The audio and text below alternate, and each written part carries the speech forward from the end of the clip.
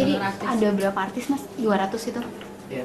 200 artis itu emang udah dipesan semua atau itu masih dalam listnya? Maksudnya 200 cuma numpang nama itu daftar list saya 200. Di list saya ada, saya tanya bisa, oke. Kalau di list saya ada tapi dia bilang saya nggak bisa, mungkin saya nggak bisa kemarin gitu. Pernah mas satu klien minta 2 perempuan atau 3 perempuan? Trisam gitu.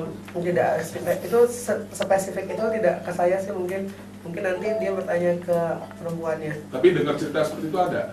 Tidak pernah dengar mas. Oh. Biasanya kalau jam-jam itu ditentukan apa mas? Apa untuk Itu jamnya klien yang menentukan. Jadi dengan tarif Dari semuanya klien menentukan harga di mana. Tapi kalau saya cocokkan dengan perempuannya bisa, oke. Kalau tidak bisa, mungkin di arrange ulang. mau prosesnya seperti kayak gimana sih mas? Kalau dari klien terus Mungkin apa, habis terus hour sampai atau gimana, deadline Mas? atau gimana? Itu yang semua nentuin klien. Jadi saya tidak bisa menentukan jam segini, itu semua klien. Atau Pevita Fierce? Saya tidak pernah menyebutkan nama. Iya, Iya. maksudnya Yang cuma kriterianya seperti kriteria. itu. Kriterianya pasti harus bagus, cantik, gitu.